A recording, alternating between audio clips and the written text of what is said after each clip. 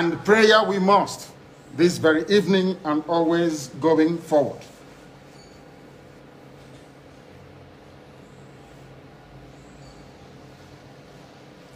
And I will pray in the language of heaven, because Chukwukika Biama is in control of all that we have been doing and will continue to do until Biafra is restored and all the suffering indigenous populations in the damnable zoological republic are set free.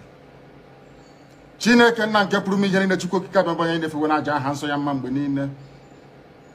Onye ọbụla na ya na-achị eluigwe n'ụwa na-agba akaebe ịhụnanya gị na ebere gị amara gị n'ọmịiko gị ebe ndị gị na-eze ebede ngọzi. Anyị wee na-etoghị agbanyeghị atụmatụ ọjọọ niile nke ndị iro. Iwe nye anyị ndụ ala nke dị ndụ n'ụbọchị nke taa. Anyị wee na-asị na ịja mma niile otu niile dịrị aha nsọ gị. Onye ọ bụ naanị aka ike niile na ọ gbadara aka ya. Anyị wee na-akpọku gị na-asị gị na nke ọma ma anyị ga-ekele gị, nke ọjọọ ma anyị kelee gị. Anyị wee na-aja gị mma, wee na-eto gị, wee na-asọpụrụ gị n'isi ụmụ gị niile bụ ndị ikwu ndị wee eziokwu mgbe a kpọrọ ha ka ha wee chekwaa ala nsọ gị bụ Biafra onye nwe m na Chineke na ihe n'ikwuru anyị nkwa na o mekataghị ka ndị iro wee were ala nsọ Biafra onye nwe m na Chineke na nke bi n'igwe. Agbanyeghị atụmatụ ọjọọ niile nke ndị iro ma ndị na-agba mgbọgba ebe niile dị iche iche onye nwe m na Chineke nna ihere bụ nke ndị dị etu a n'ụbọchị nke taa. Anyị wee na-eto gị, wee na-asị onye nwe anyị na Chineke nna nke pụrụ m ihe niile, onye ọ bụ naanị ya na-azọpụta, onye ọ bụ naanị ya bụ okwu ya niile bụ ihe na amen. Anyị wee na-asị ezi ebube dị ngọzi na ọtụtụ na ịja mma na nsọpụrụ site n'ebighị ebi ma ruo n'ebighị ebi. Ise ise ise. Welcome, my amazing viewers. Thank you so much for joining me on my program once again. I appreciate you wherever you're connecting from. If you have not subscribed to my channel, please kindly subscribe to my channel. Click the notification bell so that you'll be notified each time I upload a video. You will be among the first to receive it. Thank you so much. And remember, in this channel, we speak up for the indigenous tribe that have been oppressed in the contraption called Nigeria. We are not preaching hate speech. Neither are we preaching war. Neither are we standing against anybody. But we are speaking the truth, saying it exactly the way it is, without being politically correct. That is what we do on this channel. We are fighting so hard to make sure that the media in Nigeria do not change the narrative. Each time they come up, they change the narrative and begin to water down serious issues that the world will know about. That is why we're here. What you have to do and the role you have to play is to help and share the video. Share the video to all platforms. Share the video to people who need to hear from us. Share this video to everyone, family and friends. Let the people know the actual situation in the contraption called Nigeria. No tribe in the contraption called Nigeria is finding it easy. More especially the Southerners. The Southerners are not finding it funny in the contraption called Nigeria. And the Janjaweed, their only mission is to make sure that they destroy the South. When I'm talking about the Janjaweed, I mean the Fulani. The Fulani are the common enemy we have in the contraption called Nigeria. Even other indigenous tribes in the north are not finding it easy. They have almost wiped away other indigenous tribes in the north. You never see them. You never hear of them or see them. Go to every organization in the north that they are calling about, Northern Forum, Northern this, Northern. You will never see anybody representing them, anybody leading them except the Fulanis. Every organization in the north are being led by Fulanis. Is Fulani the greatest population in that area? Of course not. Where are the Hausas? Where are the Hausas? Where are the Kanuris? Where are other people? Fulani are totally in charge of the north. And now they are moving down south. What are they doing? Carrying the mission of Ottoman Danfodio that he gave them to dip their Quran into the Atlantic Ocean. The whole world and everybody knows that the southern part of Nigeria, we are a secular people. Indigenous tribe in that area have different kinds of different religion. We have Christians, we have traditional religion people, we have Muslims in the southern part of Nigeria. And they are okay with themselves and this is what they are practicing. But this Fulani Janjaweed want to impose their own kind of Islam to the southern part of Nigeria by force. They are not joking about it. They have spoken about it in the media. The governor of Bauchi State has spoken about it in the media. Many other elites in the north have spoken about it in the media. They don't shy away from it. And they are not scared to say it anytime. Their only mission is to take over the southern part of Nigeria. If that is not their mission, what else?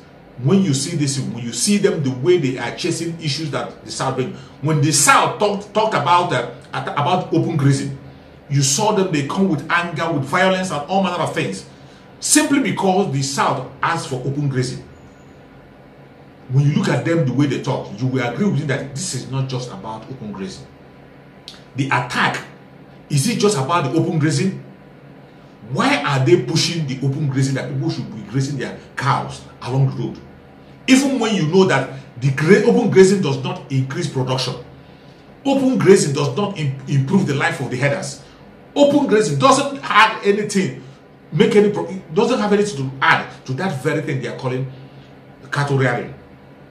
But yet, they are insisting on it, bent on it. What do you sense? What do you think is happening? Up to the extent that the federal government, even the ASOROC is supporting the issue. The Attorney General is now their own spokesperson, speaking on behalf of them, asking them to go against the southern part of Nigeria, simply because they asked for enacting a law against the open grazing on their own section. If you want to practice your open grazing, practice in your side in the north. You have a huge landmass.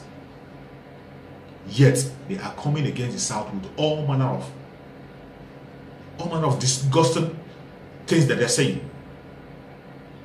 If you think it's a joke, maybe I will share this video from Arise Television. When you hear from them, maybe you understand better. If you don't understand me, let's watch. This is the situation.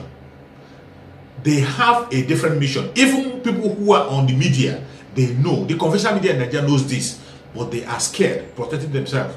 They are trying to be politically correct, not saying it the way it is. But here, we say it the way it is. The only mission that the northern Fulanis have is to occupy the land of the people. And how do they want to do it? To steal, to kill, and to destroy. They are doing it using Nigerian military against the southern part of Nigeria. That is what they are doing. In the open, everybody is seeing it. Your so-called politician, who is supposedly supposed to be protecting you, knows about this. Today, they are calling for military exercise in the southern part of Nigeria. Military exercise in all southern part of Nigeria. You've seen it. What do you think they are planning? Go and listen to the communique that the general hold. They are holding a military exercise in the southern part of Nigeria. Let's play the video so you can hear. This is where we are. When you listen to this very man that is speaking, even the name they gave those exercises will tell you their mission. You see, when they come to the north, they gave it a mild name. When they come to the southern part of Nigeria, the name they are giving is totally different. Let me remember the names they are giving, so that when you watch back and see, you will know that these people do not mean well for anybody. In the west, they gave it the name Operation Stillwaters. Operation Stillwater. You know what it is? Stillwater. In the southeast, they gave it Operation Golden Dawn. In the north, they gave it Enduring Peace. Operation Enduring Peace. When you look at the name they gave the operation, if you look at the name they gave the operation, you will now agree with me that they have an agenda and a mission. And they are not hiding it. And it's so funny that our brothers who are even in the military are joining them in these operations. It is so funny and so sad that our brothers in the southern part of Nigeria are joining in this operation, killing their own people indiscriminately. The Nigerian military that they are telling us that have been overwhelmed, they can't control the northern part of Nigeria, where we have the well-known terrorists, world-renowned terrorists in the northern part of Nigeria who have taken over spaces of land, who have occupied land in so many places, putting their flag on so many villages in the north. They can't go and wipe them away. They have not conducted any operation to take those people out, but they are focusing on the south, pursuing the agenda of Fulanization and Islamization within the military who are from the south, some of them who are even Christians. This is where we have found ourselves. And why is it so? Because you are in Nigeria. What crime has the south committed? The only crime that the south committed is that they are asking for that which is right. Their legitimate right, a right to decide where they want to be. How is it too much to ask? The south asked for restructuring. They said no. The south asked for the changing of the constitution. They said no. The south asked for local policing. They said no. They asked for state policing. They said no. What do they not want?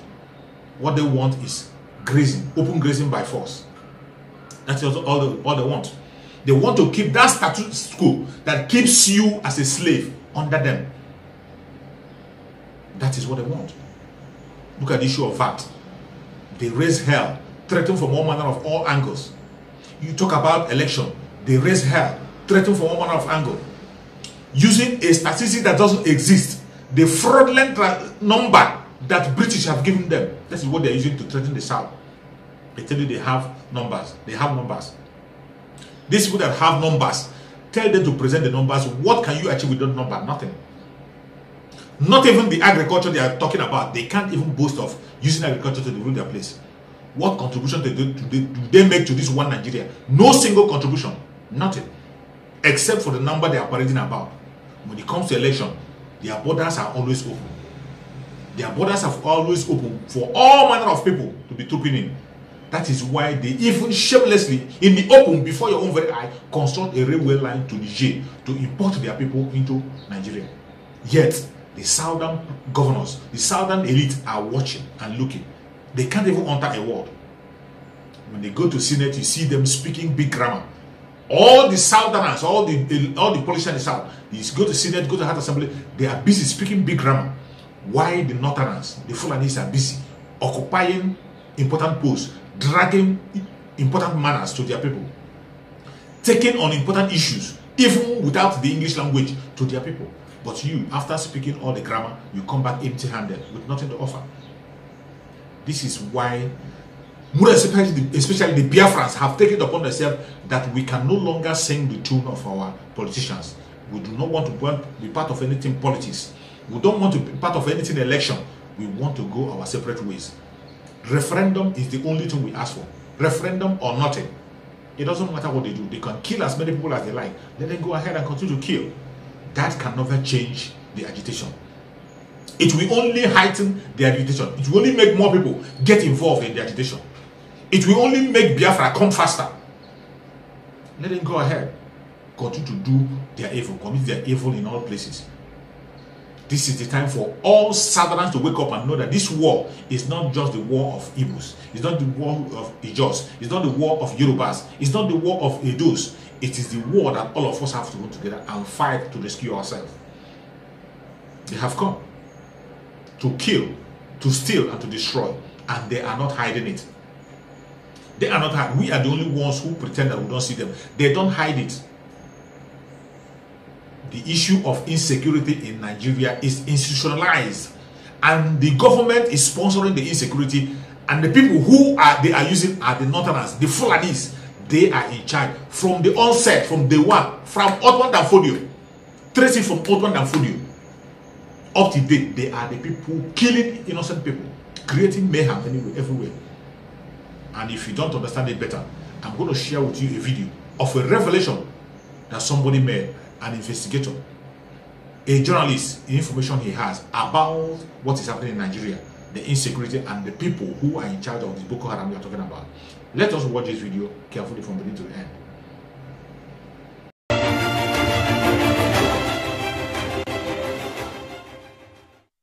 The origins of Boko Haram, which have been the face of terrorism in Nigeria for more than a decade, has not really been explored either by intellectuals in intellectual discourse or by public commentary. It remains shrouded in mystery, in the process feeding a litany of theories and conspiracies. But a new book, Cornflakes for Jihad, written by investigative journalist David Hundeyin, appears to have broken new grounds in this direction, while throwing greater light on how this dreaded terrorist organization came to begin to haunt Nigeria. Now, for a quick exploration of the subject matter, we're now being joined by the author himself, David Hundeyin, and security analyst Sheyi.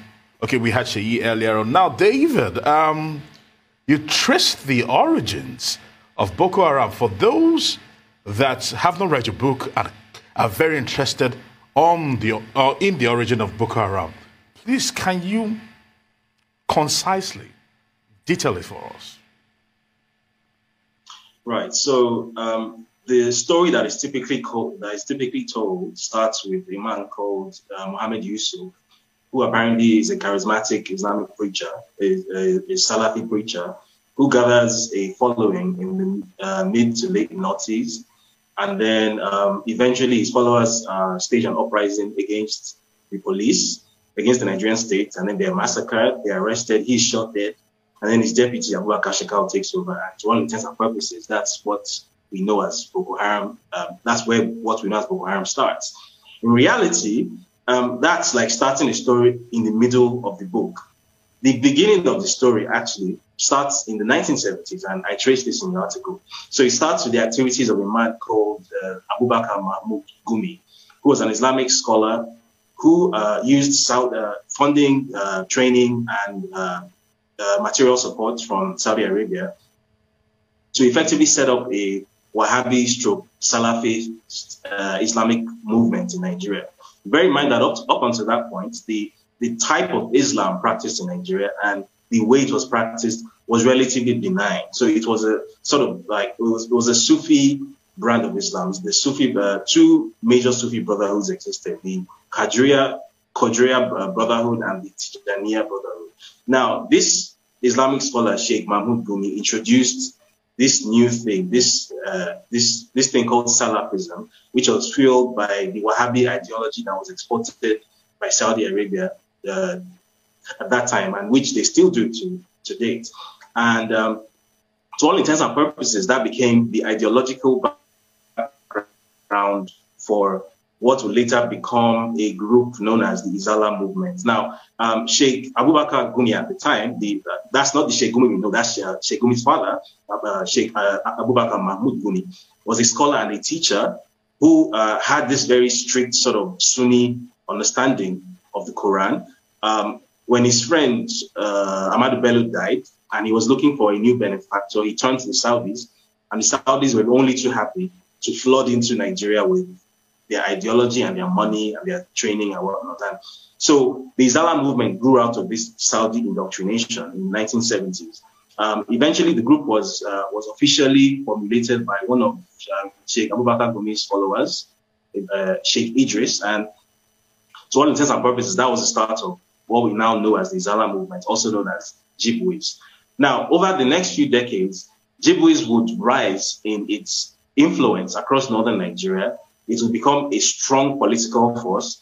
In many parts of northern Nigeria, it will become practically impossible to obtain any kind of significant power or position without identifying with the Izala movement or being approved by it, right?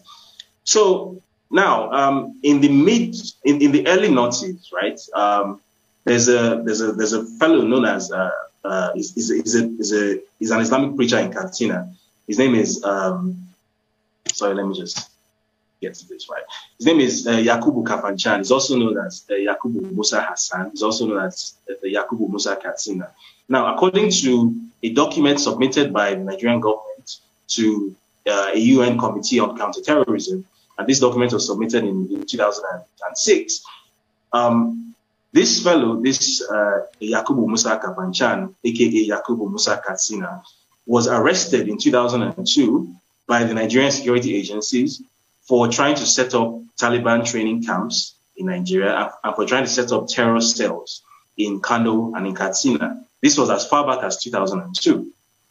And the same letter mentions someone else as an accomplice of his, a man called Haruna Shahu. Now, Haruna Shahu is described in that letter as an agent of an Islamist group called GSPC. And what he does for them is that he finances extremism by laundering money through his network of businesses which dealt in smuggled goods. And this was a letter that was sent by the Nigerian government itself, by Ambassador Aminu Wali at the time, under the Obasanjo government. This was sent to the UN. The Nigerian government itself wrote this, right? Yeah. And then in the same letter, somebody who many people would never not ordinarily associate with terrorism, founder of NASCO Group, his name is Ahmed Idris Nasreddin, was also named. And the letter claimed that due to his being recognized as a global sponsor of terrorism by the US, that his business interests in Nigeria were were provisionally forfeited to the federal government. I went digging and I didn't really find any evidence that this actually took place. As far as I could tell from all the CAC records and from all the other records I get my hands on, Idris Nasreddin never actually lost control of his company for a single day. But that's what they said in the letter anyway. Right. And there's other documentation backing this up. So, sorry, so just to interrupt, David, there's a lot of, as we call it, receipts in the book. There's a lot of heavily researched evidence that you have put in there. I don't want to give everything away for the sake of time, but we want to ask, first of all, how long did it take to research such a lengthy document, and what were some of the challenges to getting the information that you got? And also, what has been the reception thus far? Because it's quite detailed, as I said, and it seems that a lot of the information that has been shared, if it would be shared with the public, has it been shared with the higher-ups? And are they aware? And if they're aware, what is being done? So in answer to the first question, how long did it take? I would say, surprisingly, in terms of actually putting it together, after the research was the longest part, so maybe that took the best part of maybe a couple of months. But the actual drafting, believe it or not, came together in about 5 or 6 hours. It actually wasn't that. The research is always the most difficult part. Now, with regard to you asked the question that what has the reception been? Yes. Well, the reception has been. There's a very large majority who are absolutely stunned at the existence. Okay, let me go back to the previous question you asked, which was how difficult was it to gain access to these materials? Right. What I discovered that there's actually a wealth of material that is available on the early days of Boko Haram and of Islamic terrorism in Nigeria. So there's and these are typically academic works written by the likes of Dr. Andrea Brigadia, who used to work at the University of Cape Town, in the Institute of Contemporary Islam there. He did a lot of extensive work, but the problem is that a lot of this work, it's available on the internet, but it's locked behind academic paywall. So you need, like, for example, a JSTOR login or a JSTOR pass, which might be like $6 or something. So because of something as little as $6, a lot of this information just lies on the internet, completely undiscovered forever. Wow. Right? And so basically, some of this information came by virtue of me actually having access to this academic database. So I can actually search on Google and then click through and actually find it without having to pay, because I have access to these databases. And there is a wealth of information that is available. Like this, the challenge was actually keeping this thing to the length that I was able to keep it to, because there was so much more that I couldn't even fit it. The reception has been mixed, as I said. The vast majority of people who have seen it are absolutely shocked that this information exists, that there are official Nigerian documents stating that this Yakubu Musa Kapanchan or Yakubu Musa Katsina fellow, who was recognized by the Nigerian government itself as somebody setting up terror cells in 2002 as an Islamic terrorist, gets to take pictures with the president in Aso Rock, right? And he's a close friend of, the Minister of Communication and Digital Economy, Isa Pantami. And people are surprised that, wow, how does all of this exist? And then there's a small minority of people who are determined to discredit the work for obvious reasons. Some for reasons of what they consider to be their religious or their ethnic affiliations. Some for reasons of petty professional envy. I'm not going to get into that, but there have been those too. But the vast majority, I have to say, has been overwhelmingly positive, and I would say has generated a fair bit of, I would say, something approaching panic. All right, David. For the first for the brevity of time, would you permit me to let me just throw this one in here, because this is almost like the whole Fahrenheit 9/11 all over again. Explosive stuffs are really being put out there, revelations being made, because you actually called out several key people, some in our present government today. Are you scared for your life? And do you think this will spark the needed flame to begin to probably unearth some of this heathen cords that's probably, or the strings that are literally pulling things and actually are the ones behind the works, making things happen without us seeing them?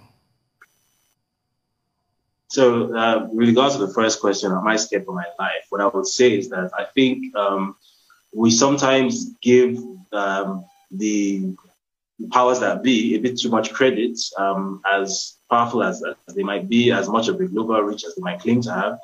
They're really not that powerful, and they're really not that competent, because with all the obvious strategy and planning that has gone into this, something as simple as keeping your village safe. I mean, the other day you had the Minister of Defense. There was a video of him walking into his car with a machine gun. The Minister of Defense was holding a machine gun as personal sidearm, walking into his car. So the Minister of Defense doesn't feel safe on the road.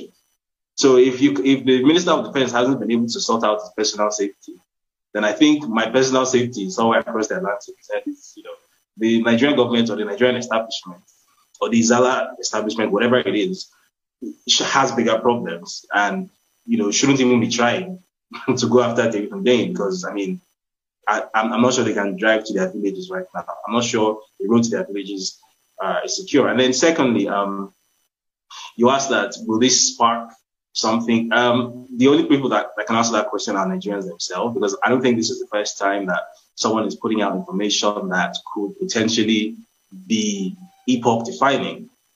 As I remember in April, I was on this show, I was on this TV station, I was talking about the Issa Pantami story. And at the time, it seemed as if that was the coin drop moment where the penny finally dropped and people finally realized that this is what is happening. But as we saw, the Nigerian government simply decided to be intransigent, and eventually people moved on to other things. So it's up to Nigerian people themselves in this case to decide whether they're going to play the same game this time around and move on after shouting for a couple of weeks, or if this is going to lead to an actual permanent mental shift. Very riveting. Thank you for that. And thank you for the book. David Hundeyin, author of Cornflakes for Jihad. Thank you for your time with us. After watching this video, I hope you are now convinced that we can never be together with the northern people. The Fulanis have to go their separate ways, build their caliphate. That is the only way you can have peace. Allow them to have their caliphate in the north. Let the southerners establish their secular states where people will practice whatever they want peacefully without anybody killing them. This is all we ask. It's not too much to ask. Our IPOB MAZI NNAMDI KANU have laid the foundation on where to go and how to go about it. All we ask for is referendum that people can be able to decide where they belong. Self-determination is a right that is enshrined in the world, is enshrined in the law of Nigeria. We have every right to ask for self-determination. That is all we're asking for. We never ask for war, we never kill anybody. We are asking for self-determination through referendum. Why is it so hard for these people to give us what we want? Instead, they are bringing military to kill us. It doesn't matter what they do. They will kill us, we will kill them. At the end of the day, Biafra is here. May Chukwu Okike my guide and protect our IPOB MAZI NNAMDI KANU.